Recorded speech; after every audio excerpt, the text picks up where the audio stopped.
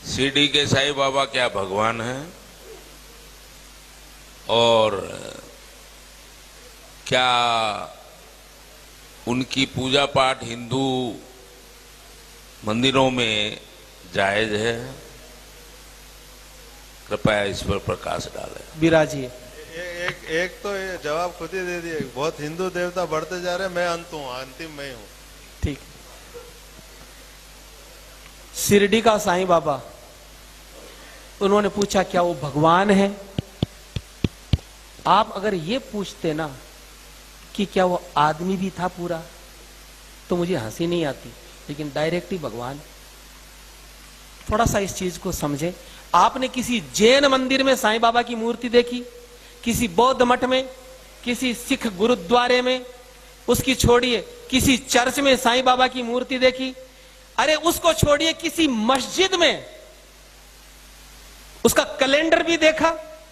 केवल हिंदुओं के मंदिर में साईं बाबा की मूर्तियां कह कह करके बिठाई जाती है, पैसा दे दे करके। अब ये बीमारी क्या? अब जरा थोड़ा समझे। साईं बाबा कौन था? सरासर झूठा प्रचार। और मैं जो आपको बात बता रहा हूं बिल्कुल प्रमाणिक, जो साईं बाबा ने खुद ने लिखवाई। उनका चेला था गोविंद रघुनाथ राव दाभोलकर, जिसको वो हेमा पंडित बोलते थे। वो सेवा में रहता था, पढ़ा लिखा था। उसको कह करके बाबा ने अपनी जीवनी लिखवाई, पूरी पुस्तक लिखवाई, जिसका नाम है साईं सच्चरित्र, जिसको शिरडी साईं संस्थान ने प्रकाशित किया। उसमें बिल्कुल जो बातें मैं आपको बता देता हूं, अपनी ओर से मैं कुछ नहीं बताऊंगा, बिल्कुल प्रमाणिक। साईं बाबा भगवान था कि नहीं आपको समझ में आ जाएगा। ये आदमी अफगानिस्तान का पिंडारी मुसलमान था। इसके बाप का नाम था मियां बरहुद्दीन। ये अफगानिस्तान से आए थे। 1838 में साईं बाबा का जन्म हुआ। कहां हुआ? अहमदनगर की एक वेश्या, उसके पास में इसका बाप मियां बरहुद्दीन जो था, वो डकैतों का ग्रुप चलाता था हिंदुस्तान में, लुटेरों का।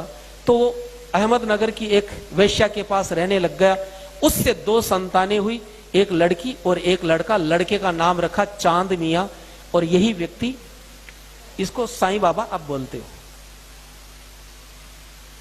जब ये थोड़ा सा बड़ा हुआ तो झोली फैलाने का काम, फेरी लगाने का काम इसको सौंपा। 6 साल की उम्र से 12 साल की उम्र तक इसने झोली घुमाई और रेकी करता था कि कौन से घर को लूटना है। कभी आप देखते हो चद्दर घुमाते हुए? ये काम इनके पास था। 12 साल की उम्र में साईं बाबा पकड़ा गया अंग्रेजों की जेल में। 8 साल तक डकैतों के ग्रुप के साथ ये पकड़ा गया था और 8 साल तक अंग्रेजों की कैद में रहा। इसका बाप भाग गया था। फिर इसके बाप ने अंग्रेजों से समझौता करके छुड़वाया। तो अंग्रेजों ने कहा कि तुम हमारे लिए काम करो, हम तुम्हारे लिए करेंगे, तुम्हारे लड़के को छोड़ देंगे।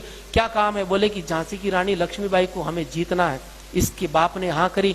वो व्यक्ति, इसका बाप, झांसी में चला गया और रात को गेट खोला। उसने झांसी की रानी को मरवाने का काम, उसमें सहयोग किया इसके बाप ने।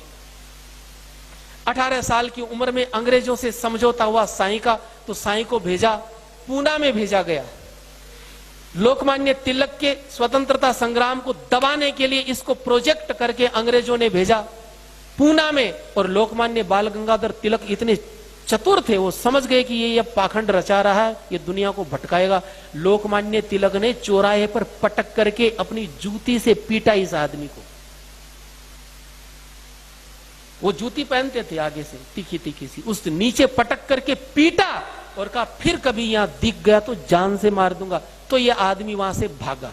बिल्कुल पाखंड का रूप इसने धारण किया लोगों को ठगने के लिए। मैं भूत प्रेत जानता हूं, मैं तंत्र मंत्र जानता हूं, मैं ये करूं, मैं बेटा दूंगा, मैं आरोग्य दूंगा, मैं पैसा दूंगा, पाखंड।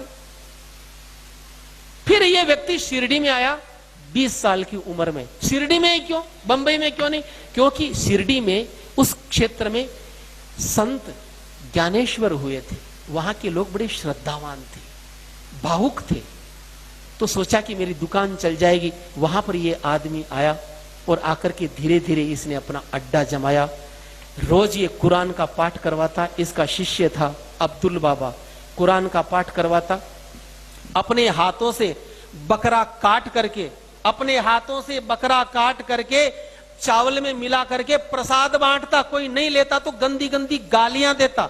एक बार तो ऐसा हुआ, काका साहेब दीक्षित एकादशी के दिन उनसे बोला कि बकरा लाओ।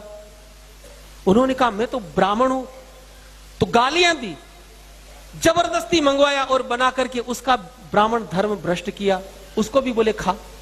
एक बार तो ऐसा हुआ, शिरडी में हैजा फैल गया, तो वहां के पंचों ने कहा कि ऐसा करो कि कोई जीव हिंसा मत करना ताकि हैजा कंट्रोल में आ जाए। सबने जीव हिंसा बंद कर दी, लेकिन इसने कहा मैं तो काटूंगा। बकरा अपने हाथों से काटता, काट करके चावल में मिला करके सबको प्रसाद बांटता। बोले मैं तो मुसलमान हूं।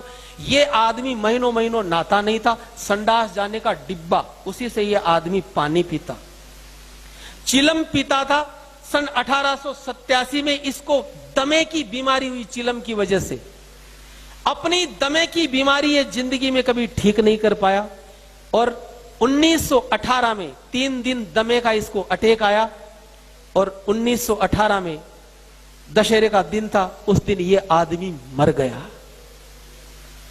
अब मुझे एक बात बताइए, न तो इसने कोई प्रतिभा थी, न इसमें कोई भक्ति थी, न इसका हिंदू धर्म से कोई लेना देना था। जिंदगी भर ये हिंदू देवी देवताओं को गालियां देता था।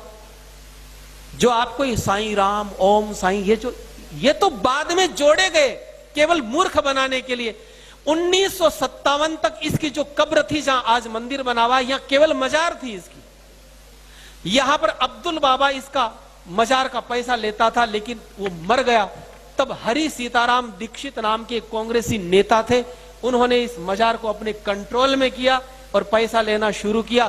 फिर पाखंड की शुरुआत हुई। इंडोनेशिया से ये पूरा का पूरा जो षड्यंत्र चला कि हिंदू मंदिरों को कैसे बर्बाद।